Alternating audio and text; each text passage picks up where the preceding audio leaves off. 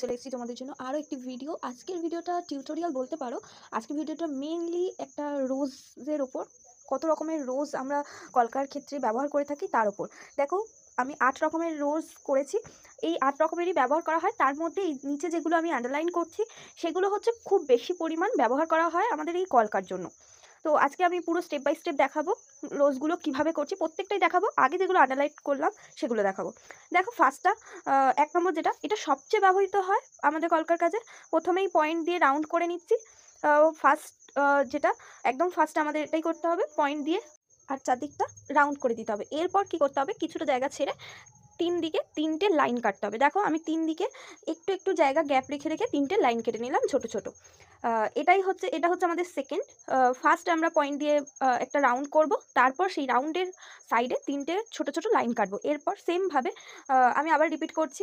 প্রথমে same circle করলাম ফুল, তারপর লাইনগুলো যেরকম করে প্রথমটা দেখালাম সেরকম লাইনগুলো করব।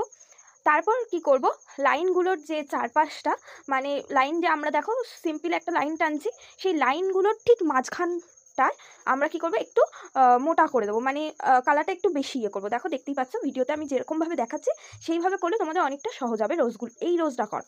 তো দেখো, সেমভাবে প্রত্যেকটারই ঠিক মাঝখানটা একটু মোটা করবো আর দু সাইডটা একটু সরু করে দেবো। ব্যাস, আমাদের রোজ তৈরি, ফার্স্টেরটা। তো এইভাবে এই রোজটা যেমন একদমই সোজা, এইভাবে করতে পারো। সেমভাবেই 3 নম্বরটাও আমি সেমভাবে দেখাবো। প্রত্যেকটা রোজের একটা জিনিস কমন, কি প্রথমে আমাদের পয়েন্ট করে সাইডটা ঝিলিপির মতো একটা প্যাঁচ দিতে হয়। পয়েন্ট দিয়ে তার সাইডটা রাউন্ড করব।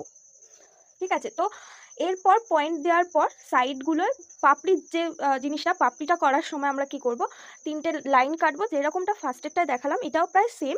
শুধু ফার্স্টেরটায় যেখানগুলো মাঝখানটা উঁচু করলাম, মাঝখানটা একটু মোটা করলাম দু সাইডটা, এর কি হবে, যে কোনো একটা দিক মোটা হবে। আর 3টে পাপড়িরই কিন্তু এক সাইডটাই মোটা হবে। কোনো পাপড়ির কিন্তু একটা এই দিকে মোটা বা আরেকটা ওই দিকে মোটা, এটা কিন্তু হবে না। দেখো, সেমভাবে আমি ওটাই করেছি।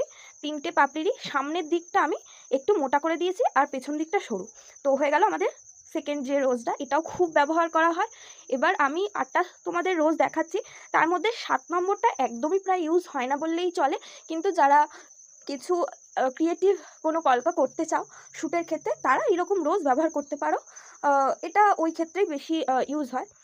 আর বাকি যে 7টা রোজ আছে, সেগুলো কিন্তু প্রায় ব্যবহার করাই হয় এদিক ওদিক। একেকজন একেক রকমভাবে ইউজ করে। তো আমি সেই 8টাই দেখানোর চেষ্টা করেছি। তোমরা তোমাদের ইচ্ছামতো যে কোনো একটাই রোজ ব্যবহার করতে পারো। সবকটাই খুবই ব্যবহৃত হয় কলকার ক্ষেত্রে। তো এই সেমভাবেই 4 নম্বরটা প্রথমে আমি যেটা পয়েন্ট দিয়ে প্যাঁচ দেওয়া দিয়ে নিলাম। এরপর কি করব, 4 নম্বরের যেটা দেখিয়েছি সেটা দেখো, আমি 2 নম্বর স্ট্রোকের একটা ভিডিও করেছিলাম, আগে দেওয়া রয়েছে, তোমরা চাইলে দেখে নিতে পারো। আমি ডেসক্রিপশন বক্সে লিঙ্ক দিয়ে দেবো। ওই 2 নম্বর স্ট্রোকটা যেভাবে করেছিলাম, 4 নম্বর স্ট্রোকের পাপড়িগুলো আমি ঠিক সেই স্ট্রোকগুলোই ছোট করে, সাইজে ছোট করে আমি এখানে বসিয়েছি।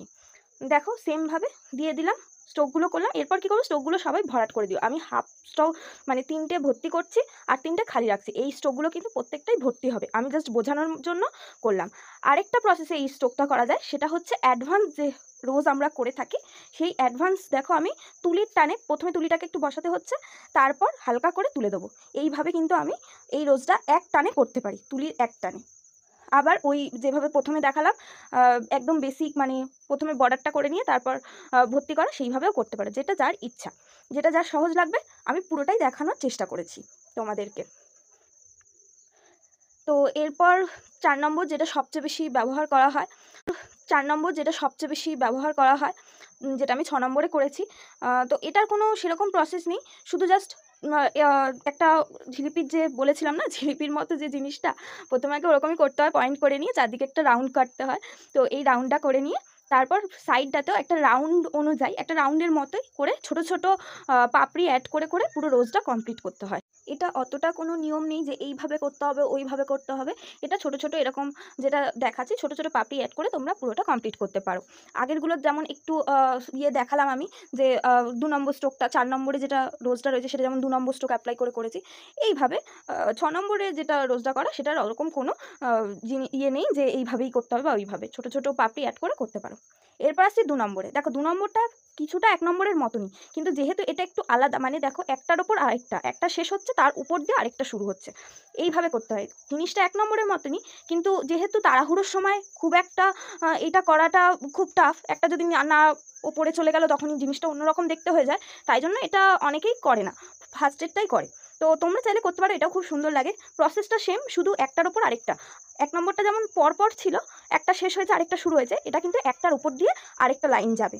তারপর কী হবে, সেমভাবে ঠিক প্রত্যেকটা লাইনের মাঝখানটা একটু উঁচু হয়ে আবার 2 সাইডটা মিশে যাবে সরু হয়ে। ব্যাস এইভাবেই 2 নম্বরটাও খুবই সহজ করা। প্র্যাকটিস করলে তোমরা সব কটাই পারবে। এরপর আসি 5 নম্বরে। 5 নম্বরও 4 নম্বরের মতোই, কিন্তু এটার পাপড়িগুলো একটু বড় বড়, আর আমি আরেক রকম করে দেখাবো বলেই মেনলি 5 নম্বরটা করা। 4 নম্বরটাও এই প্রসেসে করতে পারো তোমরা, আমি একটু বড় করে দেখাবো বলেই দেখাচ্ছি। দেখো এখানে কি করলাম, আমি একটু একদিকটা উঁচু করে আরেক দিক পুরো রাউন্ডের মতো ইয়ে করলাম। দেখো তোমরা দেখতেই পাচ্ছ একদিকটা একটু এসের মতো ঘুরে যাচ্ছে। এরপর কি করব, ওপর থেকে ঠিক ইয়ে করে ওই যে উঁচু জায়গাটা সেখানের সঙ্গে লাগিয়ে দেবো। সেমভাবে আমি আবার দেখাচ্ছি। দেখো প্রথমে আমি যে রাউন্ডটা করে নিচ্ছি, তারপর এই যে লাইনগুলো টানছি, এইভাবে একটা গায়ে লেগে আরেকটা একটু উঁচুর দিকে উঠে যাবে। দেখো এই হয়ে গেল। এরপর দেখো ঠিক উঁচু জায়গা থেকে সোজা একটা হাফ সার্কেলের মতো বা লাইনটা একদিকে মিশিয়ে দেবো, একদিকে উঁচু রাখবো।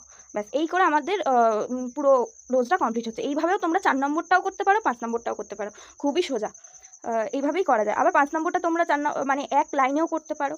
এই যে যেমন এইভাবে যেটা দেখিয়ে দিচ্ছি, দেখো তুলির টান দিয়ে, দেখো প্রথমে তুলিটাকে ঠেকাচ্ছি একটু মোটা করে, তারপর আস্তে আস্তে হালকাভাবে তুলে নিচ্ছি।